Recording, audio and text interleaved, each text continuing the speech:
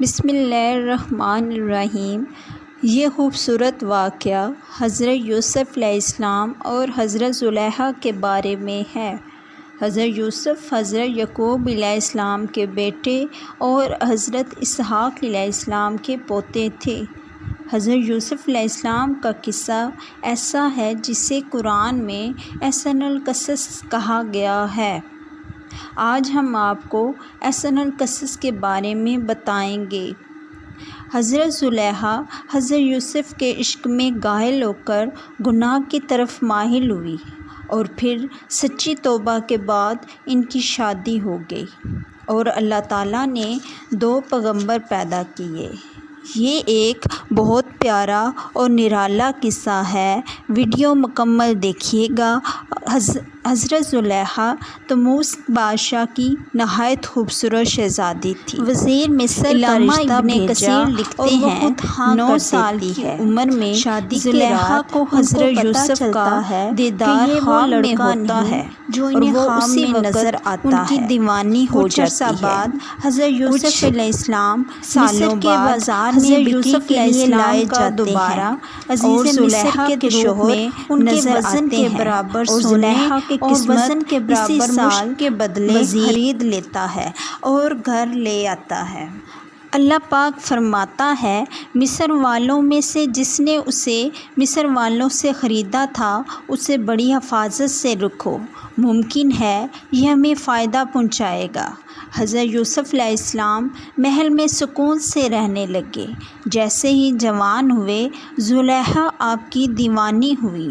اللہ پاک فرماتا ہے، اور پھر جس گھر وہ رہتا تھا وہ عورت اسے پہنانے لگی اور دروازے بند کرنے لگی اور کہنے لگی، اور آؤ میرے طرف۔ حضرت یوسف نے فرمایا، اللہ کی پناہ مانگتا ہوں، وہ تیرا اور بے شک یہ اللہ تعالیٰ کی ذات ہی تیرا اور میرا آقا ہے جس نے مجھے عزت سے رکھا ہے۔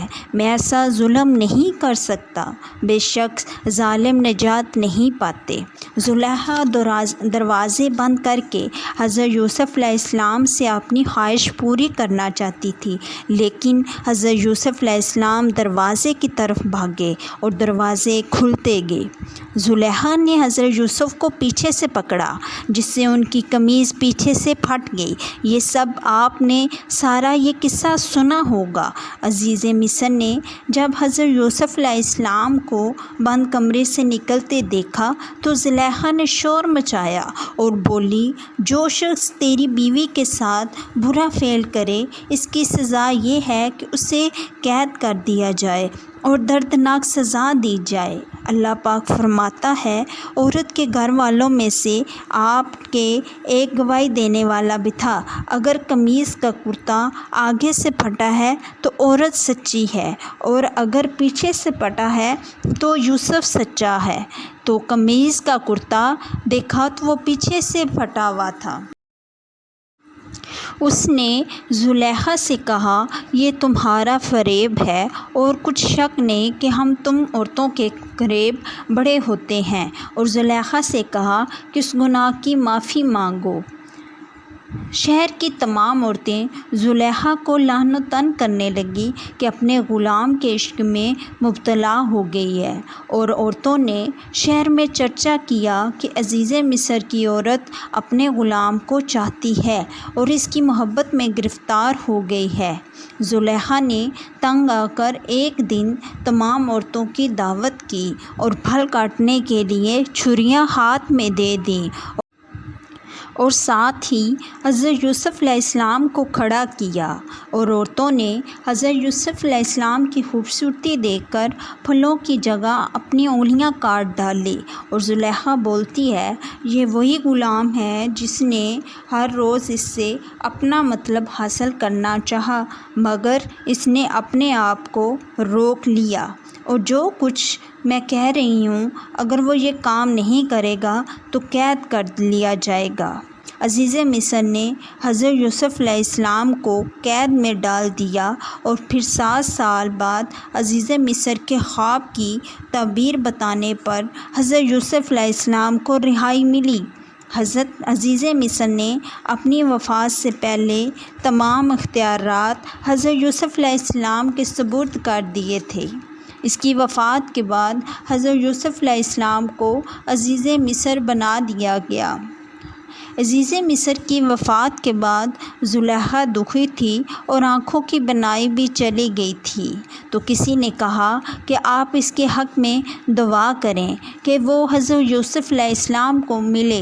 عزیز مصر حضرت یوسف علیہ السلام سے کرے، ہو سکتا ہے کہ وہ آپ پر رحم کرے اور آپ کی مدد فرما کر آپ کو غنی کر دے۔ آپ نے بھی اور ان کا خیال رکھا تھا اور ان کو عزت دی تھی۔ زلیخا نے فرمایا، میں ان کی کرم نواری اور بردباری کو جانتی ہوں۔ چنانچہ آپ حضرت یوسف علیہ السلام کی گزرگاہ میں ایک ٹیلے پر بیٹھ گئی اور انتظار کرنے لگی۔